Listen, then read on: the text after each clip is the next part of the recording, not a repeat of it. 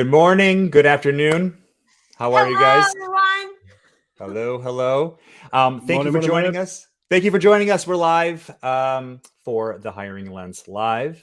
I'm Jeremy Nichols with Gecko Hospitality. I'm joined with Thomas Finn and Christine Trippi. As you guys know, we've been doing this for I don't even know how long, couple years now. Final Fridays. Today is going to be an open conversation. We have a lot of things teed up. Mainly what's been going on the current market in our minds in hiring, retention, training in the workforce. We're not going to be niche specific. We're just going to talk broadly. Again, I'm Jeremy Nichols with Gecko Hospitality. I'm a headhunter in the state of Florida. I focus on hospitality, and I want to pass the mic to Thomas. You can do your intro, and then we'll work our way around. Thanks very much, Jeremy.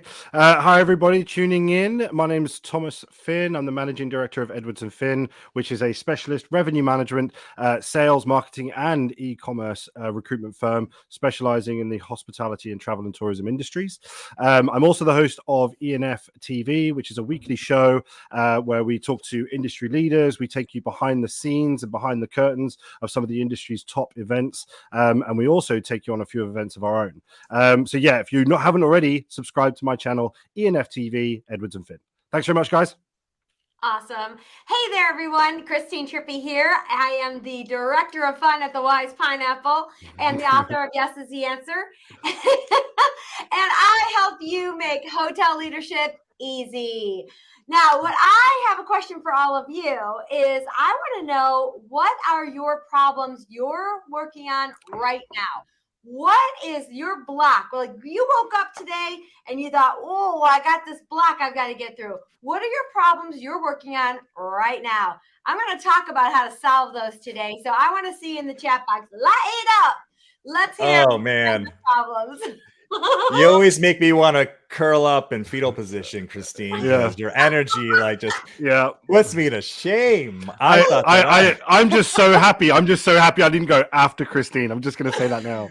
Just let it start here at a 5, and then we'll get to a 7 with Thomas, then we'll just crank to an 11, right? But, hey, before we get onto some topics, this is just coming to my mind, and for anybody who's watching, honestly, most of this dialogue is just shooting from the hip, and we have a little bit of prep, okay, but they have no idea what I'm about to say. So I was reading something, I'm paraphrasing, just came to mind. We've been talking for I think a year ago we had an episode, a goofy one, where we had like the faces like and they're talking about looming recession.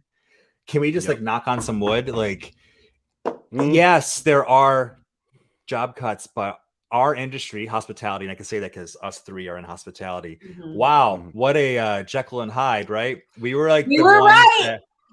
We were the ones that nobody wanted to touch recruiting or hiring in our industry. Now, if you read all the any article, the caveat, there's a paragraph on the bottom of the article that'll say, it's like we're losing jobs in tech and in white collar jobs and ray. But then when you get to the bottom paragraph, hospitality, travel, and leisure and tourism is doing very well, and there's plenty of hiring. So it's like, first of all, we were successful during that.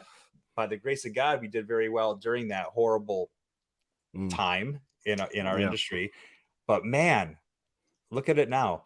Yes, and I wouldn't even say that some of the industries that are laying people off, that they are struggling or that their industry isn't doing well. Those are the industries that during the pandemic exploded, like Netflix and Peloton, when the entire world was trapped in their homes and had nothing else to do. So they had to hire all these additional people. So now they've just kind of leveled back out to reality. So it's not like even those industries are hurting, if you will. I think it's just that they're evening out back to reality. Yeah, I'd agree with that. Yeah, for sure. Well, what's a positive thing? Sorry, go ahead, Tom. I was going to say, I think a notable thing as well is if there are any sort of recruiters that are watching either live or when you go onto the YouTube channel at a later date, I think it is notable because in the UK we lost a number of large recruitment firms, and anybody that got through the other end, they were either scaling down massively to survive, and that is absolutely fair enough and a good plan to go with. But you also had some agencies that flipped things on their heads. They tried different things. They got imaginative. They got creative, and that I hope will hold through now the industry is back on its feet and things are pretty much booming. Mm-hmm. Because the one thing that I see as a trend with human beings in general is when things are going well, complacency can set in. And it's only when the tough times come and somebody's knocking at your door that you really start pulling things out of the bag. And there's an analogy. Well, no, there's not an analogy. There's an example I can give when I go into what I'm going to talk about. But that's what I think for any recruiters out there that are watching this. Do not become complacent once again. Continue to drive forward, continue to drive positive change in your industry, but also within your own business, and think outside the box. Like, have some fun. That's something that I've really embraced, actually, is stuff sometimes really bloody stressful, and there's no doubt about it, but you can definitely have some fun as well. Like, absolutely. Heck I made a post, a couple posts. That's like one of the things I'll say a lot is complacency is like your worst demon, right? That's why I left. That's why I left corporate recruiting, because it felt like, not that I didn't enjoy my time as a director, but I felt like when I was internal, after a decade in the same company, you're hiring the same culture, the same thing, and I felt myself the last year just being complacent. And when I felt that, I knew that I need to get out, because it's just going to keep, it's not going to motivate me. And I knew that I was just, I just felt like unmotivated, and I wasn't able to be creative and change things. Yeah. But to go on your point, we as headhunters, I don't know if you can relate this, Christine, so please circle this to your field, but we're headhunters. So, we have a lot of ups and downs. We actually, you do consulting, so you can relate. So we, when things are good and they're really good, sometimes you might feel too excited. And then when they're down, it can really impact your success if you let it dwell. So when things are going good with the recruiters that work for me, I'll say, great job. I'm very excited for you. Keep your foot on the gas. Do not get complacent, because word for word, I said that to my guys. Word for word. Keep your foot on that throttle and keep it going. Yeah. Well, it's so funny. Two things I'll say for me of the complacency. I've said this many times, that when you start hitting snooze alarm every morning because you're not like excited to get up, that's when you know you need a change. Whether that's doesn't necessarily mean you need to get a new job. It means you need to make that job more exciting. Maybe take the lead in a extracurricular club or something, or just do something new because you're just not excited to get up. And that's when complacency sets in. So I always liken it to that snooze alarm. If I'm hitting that snooze, when I have a new job, I'm like, yeah. Or when I have a new thing going on at work, it's exciting. Then the other thing about the ebbs and flows of what we do, for me, it's almost a bad thing, because here I'm in this middle of being so flippin' busy, and it's so wonderful. But in every minute I'm going, but it could end tomorrow. And so I'm always like, but what's on the calendar tomorrow? What's on the calendar, next quarter, next, that's a good. So I'm always like, you think, okay, you know what? I made it. Things are happening. And then I'll just like, but what about tomorrow? So I'm always in panic mode. No, I think we all of us here. If you're watching right now, if you have any questions, because again, we're gonna kind of go around the room here. You can pop it in the comments section and we can bring it up. We can answer any questions. If you want to put down where you're watching from, we'll throw that to the screen as well. But feel free at any time just to jump in the conversation. I want to go to you, Thomas. Where are people based as well, right? Like wherever you're based right now, tell us where you're watching from. Yes. Whether you're on replay or whether you're watching live, one, we want to know where you're from, and two, we want to know what problems you're facing today. Tell us your problems. Well, I can tell where I am. Wait, there you go. There you go. That's where I am. We survived last night, so I'm in a better mood than I could have been. You guys don't know, but anyway, playoffs. We could have got eliminated last night. Blah blah blah. I'm in a good mood, so we're here. Okay. I'm in Tampa. You're in London. What's going on in the UK? Because catch us up, Thomas. I don't know, like what's going on. We always joke that as far as the economy, it felt like you're always a couple months behind. Yeah. Right. So everything's okay here. So you should be okay there. Yeah, I was going to say, with regards to the economy, it's one of those that's a forever lasting wave at the moment, and we're just riding it as the public. But I would say that we are in a much better place than we were, and I only see that getting better with the various reports, the various sort of documents that I'm sort of seeing posted. It's making for positive news, which, to be honest with you, I think we all, no matter what industry you're in, no matter what walk of life you're in, if you're based in the UK, I think we just need it. We do.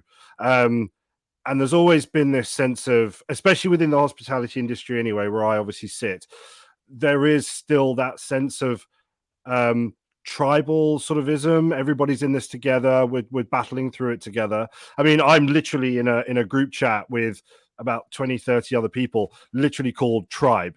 And it's people, it can be leaders, it's got people that are sort of mid-level. It's not just for people that are decision makers. And I didn't create it. I was just brought into it.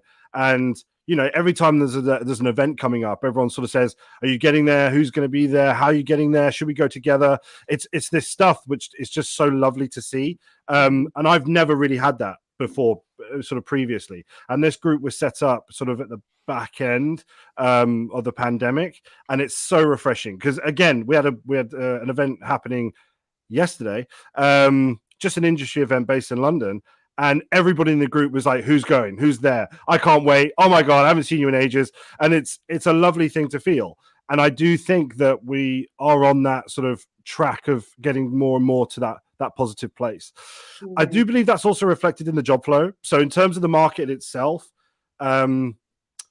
we ended. So again, for anybody watching this, just so you know, I am going to be shooting from the hip, as Jeremy said, and this is very much coming from a real world recruiter in the UK in that hospitality market. So for anybody wondering why he's being so specific, that is why.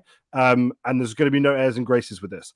So my team and I, if I'm totally honest with you, we were thinking that it was going to slow down towards the end of last year. We just did. We thought Christmas period as usual, slow down and then a speed back up in the new year. Did that happen? Hell no.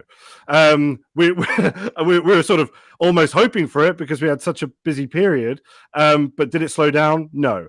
Did it slow in the new year, sort of January, everybody coming back? No. I was taking jobs in between Christmas and New Year's. And then we sort of started to see a slight slowdown during the sort of Easter break because there was a few bank holidays, people on holiday, whatever else. So we saw a slight slowdown, but not in job flow specifically. It was more in processes. It was more within interview processes. It was more within sort of candidates coming back. And again, for obvious reasons, people deserve holidays. Of course they do. But it's our job to remain engaged. It's our job, as you know, Jeremy, and in a lot of ways, Christine, to keep that momentum. Because as soon as momentum drops with an interview process, alarm bells start ringing because candidates start looking at other things. Clients become a little bit complacent with their processes. Oh, it'll be fine. And before you know it, candidates are off the market. They're getting offers from elsewhere. Negotiations are starting. It starts to become quite difficult. That's the main thing with regards to the market right now that I've seen. Now, sort of on the back of that, with the salary side of things, because I know that was one thing that was sort of mentioned, salaries have been rising consistently, over the last few months, especially within my sector. So for anybody, again, at the start of this was revenue management, sales, e-commerce, and marketing. salaries have been going up, but that's only because it's a candidate-driven market. And I don't know from a recruitment perspective, Jeremy, how you feel about that. But for me, in the market that I work in, a candidate-driven market is a beautiful thing. It is absolutely a beautiful thing for the candidates, for the recruiters. Now, the only people that do struggle in a candidate-driven market, of course, is our clients. I had somebody. I posted something with like metrics and stats like last week in regards to the salary increases, and I had it was like one person, but she pushed back saying that she's not seeing it. I politely pushed back. I'm like, yes, we are. Trust me, I extend job offers on a daily basis, and they're 10 to 15% higher. Period. Yeah. Wow. Yeah. Politely, arguing with you, but it's true. 10 to 15%. Yeah, no, it's to be honest with you, it's undeniable. Again, within my sector or within my market within hospitality, it is absolutely undeniably a fact that salaries are going up. Now, again, this is for the main reason that it's a candidate-driven market. So companies are actually being almost forced. The expectation of the salary is a necessity. So because they're already on the salary that they're already looking for. So the market rate for my people anyway was circa 45 grand over the last 8 months. Okay, we'll say 45 grand. We are now looking at only salaries of starting with a 5. It has to be 50K upwards. Okay, for a mid-level cluster revenue manager. So for anybody that doesn't know revenue management, it has to start with a 5. Now, if it's already starting with a 5 and they're going to look to move, as you know, Jeremy, if we're going to entice people to leave a job, we need to bump it by at least 5, 6, 7 grand for them to even be wanting to consider it. Right. On the back of that, we've then got 2 or 3 employers that are all looking for the same person. So if they're starting with a 5, one of them offers, right, well, 55 to entice you out. Okay, well, I've already got 55 from them, which means this other client is now going to have to offer 55 or more.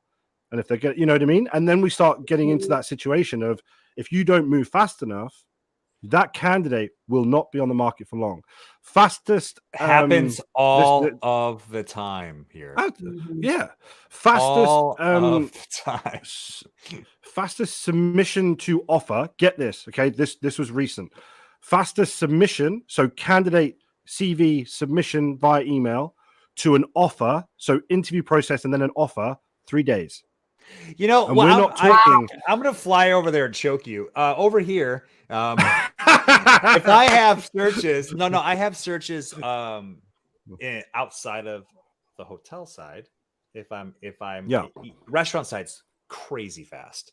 We're talking we're talking 3 to 7 days. Hotel side.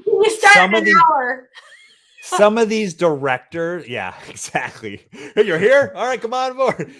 Some of these higher put an apron on, get in. Senior leadership hotel. I got recs that will take a month, 2 months. They put them through 6 interviews, and no matter how much consulting and pushing and talking and trying, there's so many layers, because then you have HR, then you have your directors, then you have the ownership, and then you get into the board or the management company versus the ownership. Right. And I'm like, anyway, I do have a question for you, Thomas. Yeah, so I was going to say, pull that up. I'm going to pull this up, and then so Danny. Hi, Danny. Yeah. So Danny wants to know, Danny. Did you notice a drop in international good candidates in the UK market? He says he was looking at opportunities in the UK, and it seems more difficult now to get into the UK. Danny, can you tell us where you live too, please? Yeah, that'd be good. Short answer, yes. And it's massively unfortunate. I mean, there's no getting around it. Brexit has damaged that side of things considerably.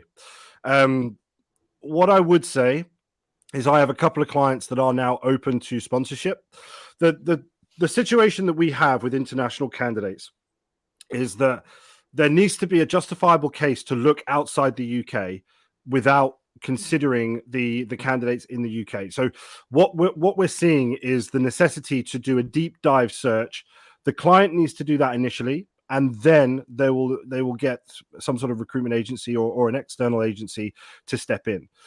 What we will then need to do is build what we do anyway with all of our searches is an analysis. So it appears this is something a little bit different, but bear with me here. Every week on a Thursday, for our exclusive contracts anyway, we send a recruitment analysis. Now, this breaks down in a pie chart format how many candidates were identified, how many interested, not interested, how many are still waiting to come back, how many submitted, and all the rest of it. So we give them a complete detailed breakdown. One of the reasons for that is because the industry that we work in or the market we specialize in is revenue. They love data. They love reviewing data. They love planning for ahead and so on. So we've done that every single Thursday for our exclusive clients, okay? What we then put in there is the people and why they're not interested. So we then go into we could see that 60% of the candidates last week said no to this job because of salary. That allows our clients to build a case study as to why they need to up the salary. So because it very rarely will it be their decision, it will be their higher ups, right? But they also can use this as a case study to be able to say, right, we've exhausted the UK talent market. We now need to go externally. We need to start looking at fantastic international candidates, and we need to go into the sponsorship process. Now, that's not cheap. And generally, it would be the roles that we've worked on for this. It's generally sort of 35, 40K upwards. So if anybody's in that junior level stage, it's very unlikely. But if you approach larger corporates, there might be opportunities there. But I would say in terms of the actual processes themselves, it is very difficult for international candidates to get to the UK.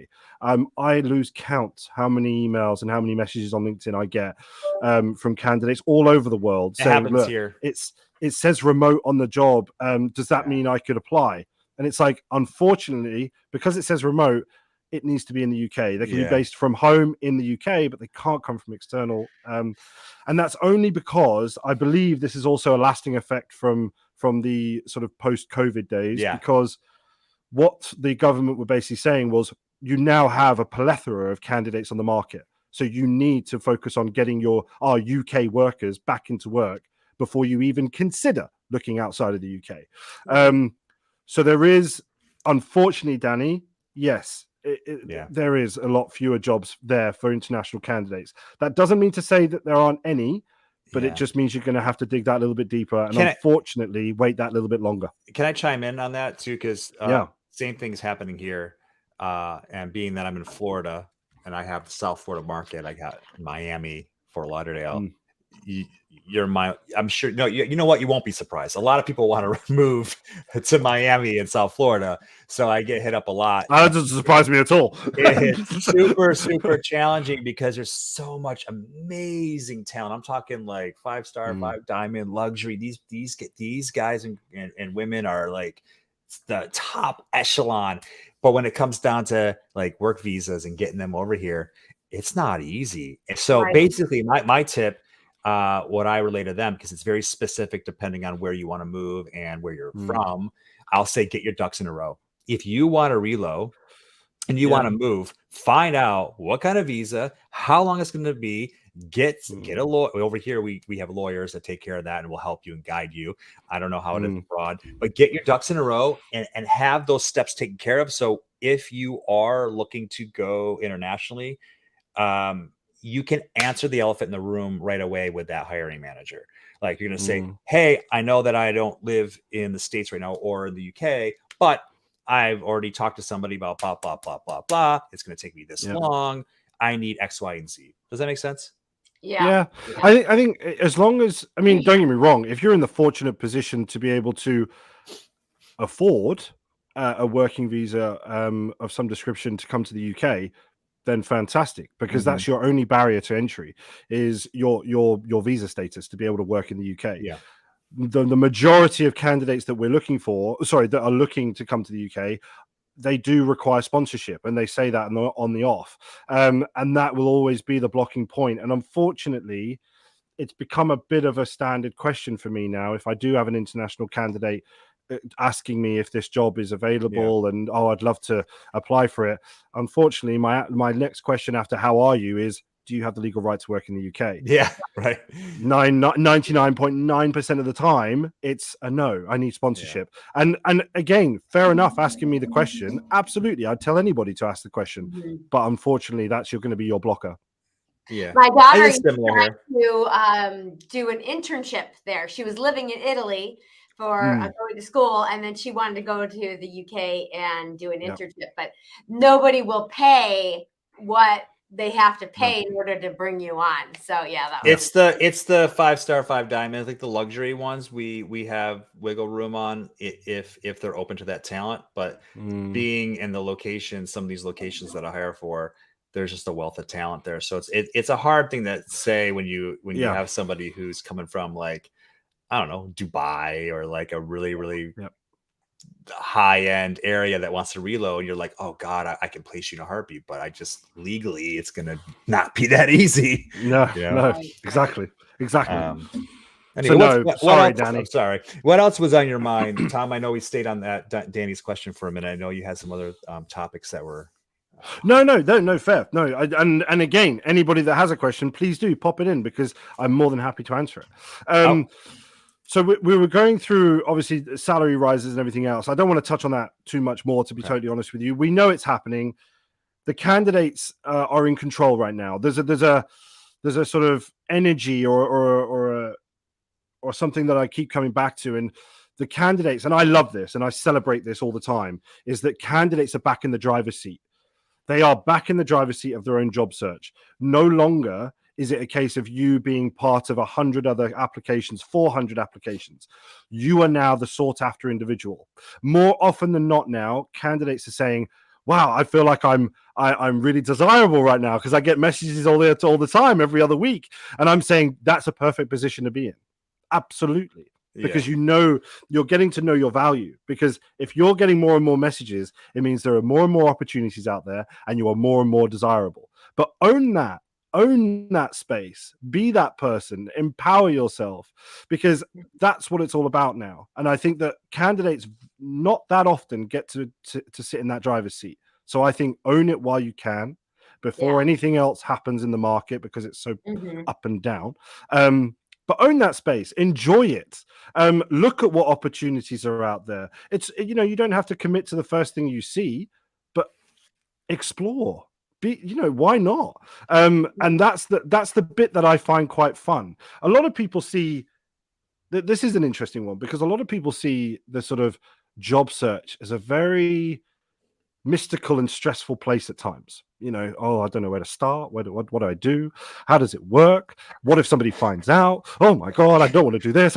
And it's all these things that you just sort of, the first thing I have a chat with usual candidates about is, well, let's just put it into perspective.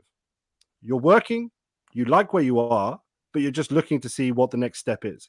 None of us are in a life where we just want to, well, I say none of us, that's so definitive, but I'm not a definitive person. So generally, people are always wanting to see what the next step is. I've been here for 2 or 3 years. I'm hitting the ceiling where I am. Why not look around? Okay. The first thing you do, you might jump onto a couple of job boards. You might just have a look and see what's going on, right?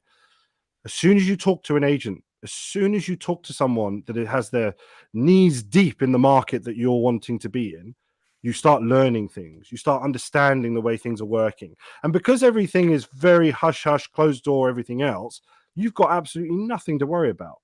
And there's no reason why you shouldn't be able to know your worth. And how do you do that? You talk to people. And that's me. Good piece of advice. I want to build on that really quick. It's almost like it's like practice. So if you're going to interview, I would say, if you have your sights set on your dream job, if you have the ability to go to a few interviews that you're interested in, get your feet wet, get comfortable. It's like anything, playing a game, playing a sport, whatever. You gotta practice a little bit. If you don't have time, call a headhunter. Maybe you can get some tips and get a little loose, feel a bit more comfortable.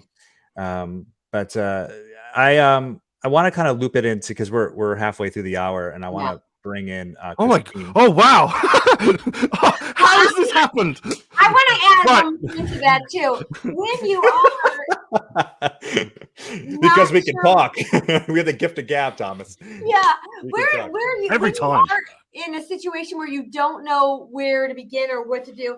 I'm working with somebody right now who just left her job, and she's like, I don't know what I want, but I want something different. I don't want to certain things. And so I said, where I would recommend you start is, what companies have you dreamed of being a part of? What company do you want to represent? Start there. Sometimes we think like Google or, like a company that you just adore and it speaks your language. Start there. Just do anything and just get in the door. And just, if you really are dreaming about working for a certain company and you are at this point where you're going to start anew, go where it speaks your language. Yeah, I'd agree with that. Definitely. One of the practices that I do with it's usually more senior level candidates, if I'm totally honest with you. And that's usually because as soon as we get to commercial director, CCO level, it's one of those situations where they know everybody. Especially if we're looking at the UK market, because it's so close knit in my revenue management space, everybody does know each other. So there's two things within that situation. As soon as they say to anybody else, I'm looking, the message goes like wildfire. Everybody knows and everybody finds out. So what we generally do is I'll have that conversation with them to say, well, this isn't going to work like me just submitting your CV and then we have an interview. This will be a behind closed door, informal coffee chat, and then it moves from there, right? So what we usually do with them is I'll send them a list of candidates, or clients that we work with that I can immediately have a chat with. But I'll also ask them to create a list. You give me a list of people that you want me to approach. I'll either know them already, or if I don't, I can approach them on your behalf. And it can be a very initial, informal introduction where it's, I've got a person, they've got this much experience. I'm not saying your names, and your name's not going everywhere. And that gives them that opportunity, like you said, Christine, to be able to, again, say which companies they would be like, if there was an opportunity there, I would love it. Okay, I've heard some amazing things and all this. Yeah, sort of stuff. That's called being a savvy recruiter. I mean, I work C-suite searches, and it takes a lot of finesse because there is that nervous game because everybody does know each other. All the C-suite, they all know. And whenever I work those searches, it's a very transparent conversation that I'll have with them. And then they'll say, well, I'm confidential, but I'll have to take each step with caution. So anyway, we could talk offline because there's some certain things that are like that are confidential how we handle it. But our point is, if you are in a senior leadership role, C-suite, or any role, and you're looking for confidentiality, I'd say any. Confidentiality, you talk to us. And a good recruiter can walk you very carefully through the process and lay out your options and how we would make. And I would actually challenge that recruiter. How can you ensure that my candidacy is confidential? And if they can't answer that and make you feel comfortable, next one, call another one. Yeah. I want to end my bit. So what I'm going to do, I'm going to go through the last sort of three things that I would say to clients to deal with the candidate-driven market and the job flow that's going on right now. And then I'm going to go on to candidates in terms of empowering themselves. So clients, my three tips, okay, for dealing with the market that you're in right now is look at the way that you are dealing with your interview process. Now, do not speed it up to the detriment of the quality of the interview process. So I'm not saying do a one-stage interview and try and pile as much as you can into that one stage, because ultimately that will never actually come to the fruition that you wish for, because the candidate hasn't had enough time to understand who your business is, who you are, who the team is, how they feel about it. They haven't had the opportunity to delve a little bit deeper, go away, have a think, and then do the next stage. So I'm not saying shorten your process to a point where it's detrimental to you doing your search and a thorough search at that. But what we do need to do is start looking at streamlining. So initial Teams calls for your first 30 to 40-minute conversations. That could be very much character-driven, personality fit, biographical chat. Get all that stuff out of the way. Your second stage, create a situation where you have some sort of case study. Because again, my candidates all data driven, but you could adapt that to anything. You could have a psychometric test. You could have something that tells you a bit more about them. You could give them scenarios to deal with. How do they deal with certain scenarios? And then on the back of that exercise, have your second stage interview. If you need a third stage, make it more of a rubber stamping process. We've done all this. We understand who you are. We understand your skill set. Let's just have a coffee. Let's just talk through everything, pan everything out, just understand where you sit, how you're feeling about it. Calm. That last stage just needs to be really calm, and then an offer. Then you've got a 3-stage process. The first stage and the second stage could be done in the same week. The rubber stamping process, that could be done the next week. But look at your interview processes. If you've got 5-6 stages, you're doing it wrong in the market that you're in. Yeah, if you've got 4 stages, you're doing it wrong in the market. I'm telling you. And like the senior leadership, absolutely. Please try to put, I mean, I know you respect ownership. I get that. I'm not trying to tell you to be like, yeah, you got to push. Like you can't, and like if they want what they want, and a lot of them want unicorns. If you want that unicorn, and we have them right here, don't do these 2 things. Don't drag it out. And number 2, this is the craziest part. We give you a unicorn. I really like Christine. She's fantastic. I want to see 2 more people though. I just want to see 2 more people. Yes. I want to see 2 people. No. I'm telling you right now. I literally spoke to them. I spoke to them already. Christine is your unicorn. Well, I just want to look at the people. Okay, I'm going to send you the other people. Do you want to see the other people? Because you're going to lose her. Christine is a person all the time. I love Danny's question over here. Let's put that up on the board. Danny's question is a great one. I'd love to know what you boys would respond to. My thoughts offhand on this is that if you can we read the question though? Let me read the question. I didn't read it yet. Go ahead. So Danny says, I stepped out of the hotel industry in 2019 because he was exhausted. He would get called every week now from headhunters. You get called every week from headhunters asking if you want to return. That's great. They're offering director of events positions. Awesome. But with my experience now, I'm looking for a director of operations. Okay. Is it worth to come back as a director of events and make my way up, or just wait for the right fit? Wow. Okay. So I can come out. I can come at a different angle, but I want to hear Christine's answer because she's not a recruiter. Yeah, I'm not a recruiter. I'm a hotelier. Here's my thought. I have 2 thoughts. One, if it is the right company, the right fit, the right brand, then I would definitely just take the in and show your stuff, and you'll get there very quickly. You know it. You know how our industry is. Yeah. If it's not those things though, then I would wait, because right now there are a lot of opportunities for director of ops. Lots of them. You sure you're not a recruiter? You sure? Definitely not. But there's the same on the inside though. Right now, if the job market was super tight, then I'd be like, just get in. But I would only be just get in if, like to work for Marriott International. People wait their whole life to have that opportunity to work at Marriott managed properties. And if that's something that makes your heart pound, then take the job just so you get in and then you get to where you want to go. You will. But if it's the right company, the right brand, the right job, take it. If it's not, then wait for the position you want.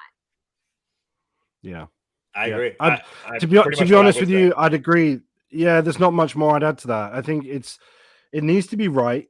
And unfortunately, again, in my experience, anybody that's left the industry for at least a couple of years, just because of how fast my segment moves in terms of developments and tech, there is an alienation there of you're going to be out of touch. And sometimes it is a case of stepping back in at a lower level, potentially, and then working your way back up. But as Christine says, that company needs to be the one that you really want to work for. Otherwise, it's not going to go the way that you want it to from day one. You're not going to have the same excitement right away. Yeah. Congratulations on Hilton offering you the job, Danny. Yeah. And is it Hilton corporate? I'm just curious. All right. So the last thing for me, obviously, clients, put your foot on the gas and don't take it off. Basically, that's my message to you. Anybody that watches this, if you're employing somebody, go about it in the right way. Go about it the way you would want it.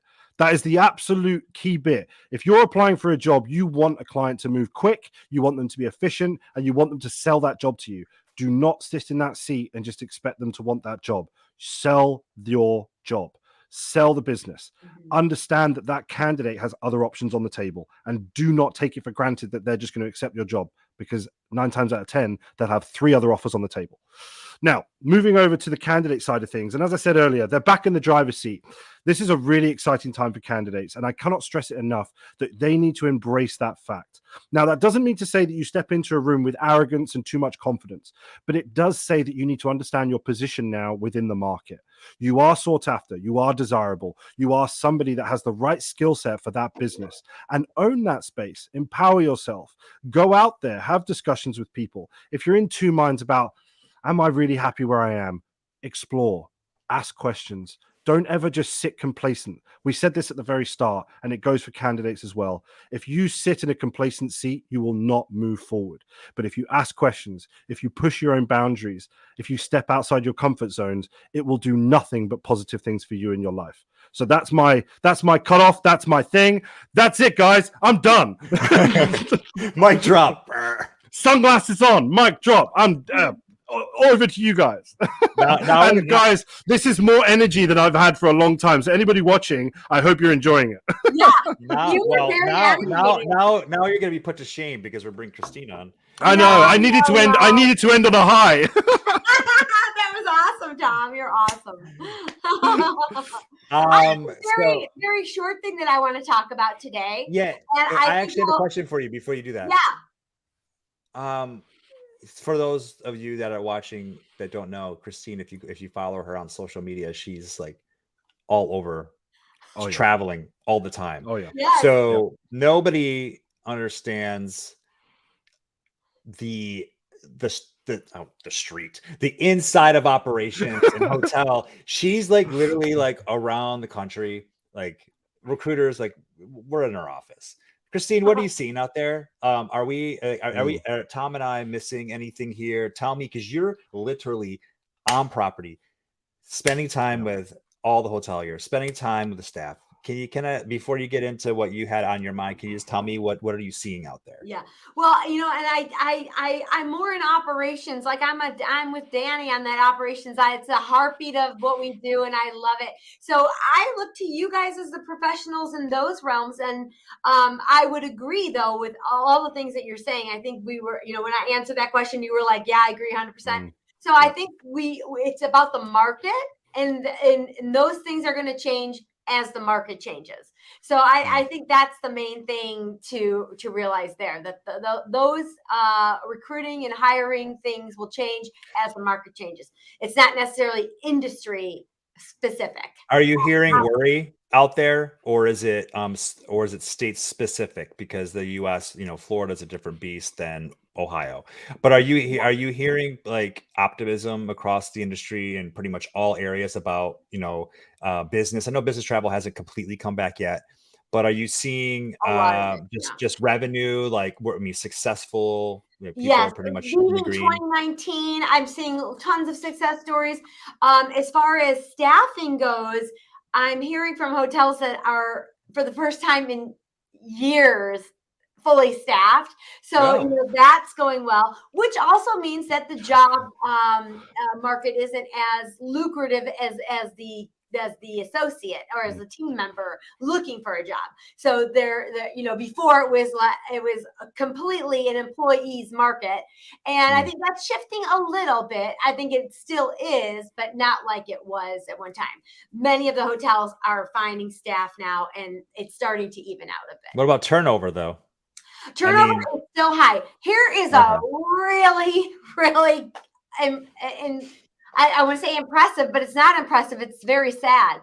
I was just presenting a keynote for a company, a management company, and one of their stats they showed is that they have 650 team members in their company, and they sent out 1,250 W-2s. Ooh. That tells you how much turnover is going on. Now I can change my topic to turnover and how much it costs you and why. So that's why I asked you that, by the way, because you hear it and you're like, oh, good, everybody's staffed. Yeah, but I'm still getting smashed with job orders, and most of the job orders are people just not sticking and like trying to like yes, which actually it flows into what I wanted to talk about in my weekly newsletter, Wise Wednesday. I'm always sharing positive energy, hotel know-how from the road, and if you go to my website, you can subscribe if you're interested. And I always have juicy freebies and just thoughts to think about and strategies to act on. One of the things I talked about this week in Wise Wednesday was how to solve problems. And one of the biggest things I see, biggest mistakes, and I know this because I've made these mistakes, is the idea fairy.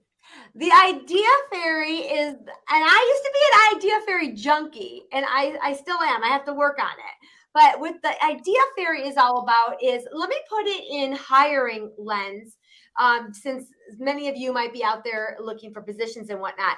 But the idea fairy is, oh, I heard this great idea. So this week I'm going to go on LinkedIn and send messages. Oh, this is a good idea. Then next week I'm going to go to Facebook and do something. Or, oh my gosh, that was a great idea that Tom just said. So I'm going to, as soon as this pod is over, I'm going to go and write out my goals of what great companies I want to work for. Here's the thing that's happening. When you let the idea fairy move you all over, every week, every day, you're doing a different strategy, you're never going to get to the next level because you're just bouncing from one thing to the other. If you're a hotel leader, I know you're going to feel this, that you're working so freaking hard. You're working 16-hour days and you're not getting anywhere. And the majority of the reason is that we're chasing the idea fairy. Here, and let me give you one more analogy. Say you have a big wall and you need is the idea fairy bad? The idea fairy is she bad when you're chasing the idea fairy. The idea fairy is good when you have a solid strategy and you implement an idea into your strategy, but you stick to the strategy. When you, let me give you, I did a 5-day free challenge for elite appreciation to increase our elite enrollment. I'm asking you because I'm bit by the idea fairy all the time. Like, I feel like ADD. I am. I didn't want to say anything. I am. I have wait. Like, I hate paper. I write on my iPad because that's like how I keep organized. But when I write stuff on paper, that's like my way of making me finish it because I don't want clutter on my desk. And I have too much post-it notes on my desk right now. And that's a lot of idea fairies. So I got to kill her. Well, where's the fly swatter? I want to collect those ideas and whatnot, but it's staying in a strategy. So let me explain to you. Let me use this analogy before you interrupted me. I'm very good at that. I'm teasing. Okay, so you've got this wall and you want to knock this wall down. And you pound up here, and you pound over here, and you pound here, and then you pound in the middle. Are you knocking the wall down? No, you're not knocking the wall down. In order to knock that wall down, you've got to pound in the center over and over and over and over, and then you will break through that wall. When we let the idea fairy, oh, this week I'll do that. This week I'll do that. This week I'll give my elite members a candy bar. This week I'll say congratulations instead of thank you. When you just randomly try new ideas every week, you're not pounding in the same spot. So here is a fix to this, because I know it's nice to talk about the what and the why. I want to give you some how. So here is a great fix. So often I will have leaders. I work for Marriott International, and we always did the 4 disciplines of execution, which we called it the WIG program, wildly important goals. So everybody in the organization had an overhanging goal, which was intent to recommend, making sure that that metric was at a certain level. And I would have every week, the leaders for that program, they were responsible for coming up with one commitment. I will do this week to take our results up higher for intent to recommend. So everybody in the entire organization, from houseman to general manager or owner, all had the same goal, and all knew how they walked in every day to achieve the goal. So every week, leaders would create a commitment. So what I would see as I was consulting hotels across the country is that one week they'd be like, we're going to inspect rooms. One week they would be like, I'm going to send 5 cards to an elite member. So again, idea fairy, just so they would have their commitment every week, because that's the what's expected of them. And then I would show them, if you really want to drive results, you need to keep pounding in the same spot. So every week, come up with a themed commitment. I'll give you an example. If you're an operator, the number one reason you have poor GSS is because of your room. That's what people are buying. It's always about the room. Service is great, and you need to have great service, but you can have amazing service, and if the toilet doesn't work, you're not getting a 10. It's about the room, okay? So with that in mind, I have discovered that across the country, one of the number one detriments to our operations are the work request process. Who is the last person, and if you're out there listening, you tell me in the chat, who is the last person that knows that toilet ran, that sink was stopped up, that stain on the carpet, or that weed odor in the room? Who's the last person that knows it? Boys, who is it? The last person that finds all that out? I was going to say probably housekeeping. Exactly. Your house. Yes.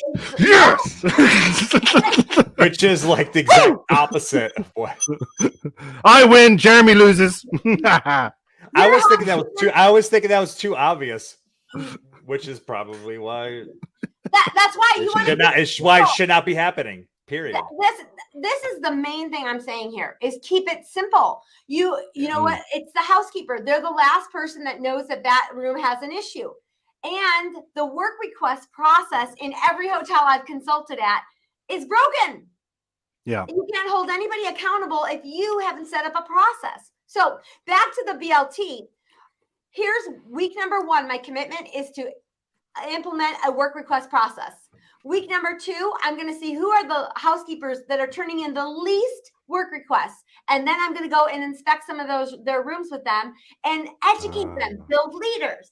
Week number 3, I'm going to celebrate those who have turned them in, and I'm going to see where I am in my GSS. Week number 4, I'm going to assess where we are, if we've increased or if we've declined, and then I am going to make a commitment to inspect a room with my inspector. So do you see how if you layer your commitments, you are going to be pounding at the same thing, and you're going to really drive results instead of this week I'll do that. This week I'll do something else that's totally random because I got an idea. Same with interviewing or job market. If you are looking for a job, this week I'm going to identify the companies I want to work with. This week I am going to identify who works at those companies. I'm going to see who I'm connected to in those companies. If I know somebody who's connected, then I'm going to work on asking them for introductions. Do you see how they all align with your ultimate strategy? And then if you see an idea in between that and you can add it to your strategy, you will win. You will move it forward. But if you just fly all over, you're going to be working so hard and not getting the results. All right. I love that. Do you know one of the things I pick up on that though? It's one of those where, and it's always these things, right? Mm-hmm. I'm not saying that it's a simple thing. What I'm saying is it's a straightforward thing that when somebody says it, you kind of think, how are we not doing this right now? How have we not done it to this point? That's why when you and yet when somebody brings it to the table, you're just like, That makes so much sense. Yeah. So I love that. I love it. And this is so funny. Yes is the answer is exactly that. Literally, I did 2 keynotes last week, and at least 10 people came up to me and go, "It's so simple. How do a lot of these people?" And I think, honestly, I'm no smarter than anybody in any room. You two gentlemen are brilliant. I help hotel leaders win and achieve award-winning results because I think my ninja skill is making things simple. Yeah. It's just simplifying things. I'm not a complicated person, and I need them simple. So it's KISS, right? Yes, keep it simple, stupid. Yeah. I like to say silly. Did you Christine, do you have like an organizational tool to help with that? I mean, I know you have a lot of resources with Wise Pineapple. Do you have something? Well, as a matter of fact, let me see if this I actually did in my Crown Society. I have a private hospitality club called the Crown Society. There you go. And you should pitch that. Come on, let's go. Tell us about that. I mean, I know what it is, but tell everybody about it. As a matter of fact, it is open for 48 hours. The door is not always open. It's usually closed, but many people wanted to do a summer camp. So I'm going to be doing summer camp, and I'm opening the doors till today at midnight. If you want to get in, and I'm going to do some hyper-focused goal setting and all kinds of stuff. But I did this huddle. Every Monday, I do a Monday morning huddle to pump up my leaders. And I talked about the BLT program, and I talked about the Idea Fairy again. I'm always talking about the Idea Fairy. And I did create this little challenge. And basically, I wanted them to think of one problem that they have in their hotel. And you can do this. You don't need this paper. But if you want it, message me anywhere on LinkedIn, DM me, wherever, and I'll get it to you. But I want you to think about your problem. Think of one problem you have in your operation or in your job search, whatever it is. And then I want you to make 4 commitments that will layer and pound that problem so you can break through it. Woo! I wish I had that. I gotta bring the alarm. Remember the sound effects I used to have? Yes. The foghorn. Those are coming back. Ba, ba, ba, ba. Yeah, I need to bring that back. That's coming back. You do. Do you just have a drawer of props behind you? You got sunglasses, pom-poms. You got everybody will get their own sound effect. Hey, amazing. So we are closing out the hour. Believe it or not. Whoa, look at my hand. Oh my God. How does it go so quick? God. For those of you who do not speak with us in the green room after or before shows, we kind of sometimes think, oh, do we have enough to talk about? But we've never had the problem, have we? We've never had that problem. Not ever. Hey, I want everyone to think of your one problem. What's one problem you've got this week, whether it's personal, whether it is professional, whether it's job hiring, or if it's job mentoring. I want you to think of one problem and think of 4 commitments you can do over the next month, and let's pound it. Woo! Love that. And with that said, absolutely, we're gonna. I think we're gonna round up the show. We're going on the hour. Let's round it out. Cool. I want to say thank you for those who are watching online. Again, if it's on replay and you have questions or comments, if you want to put those in the comments, we'll still reply to you. You can also DM any of us on LinkedIn, and we will get back to you if you've missed this live, because I know it's difficult, wherever you are. Sometimes they catch a podcast live. I want to say thank you for watching. I'm Jeremy Nichols with Gecko Hospitality. You can find me on LinkedIn, YouTube, are the primary sites that I'm on, and just search my name. You'll see the beard. It's pretty easy to find, even on YouTube. That's my channel's name. The channel's name is my name. It's really, really creative.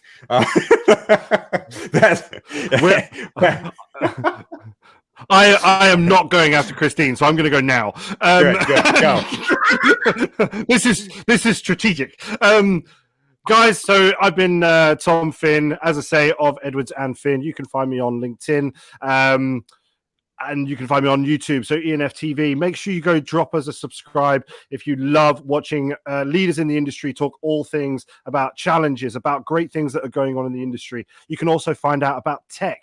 solutions, everything going on in the commercial space, but also operational and the other commercial functions as well. So please do drop us a subscribe on that channel. And if you need me, you want to have a chat about anything, Danny, if you want to catch up about UK employment and everything else, just drop me a message. I'm always up for a chat, guys. So thank you so much for me for tuning in this week. Or this month. And don't forget to jump over to the YouTube channel on Jeremy's channel, I think, to go watch it back if you ever want to. Awesome. Hey, everybody. Christine Trippy. I am your Director of Fun and Chief Energy Officer here at the Wise Pineapple, author of Yes is the Answer. That is so simple, and you will be like, I can't believe I didn't even think of that. So easy to always say yes. The doors are open for the Crown Society for 48 hours. That will be actually ends tonight at midnight if anybody's interested in being part of the Crown Society. And I help you make hotel leadership easy. I love you guys. I hope this was helpful. Hey, and with that said, we will see you guys next month, Final Friday. See you guys soon. Woo-hoo. All right.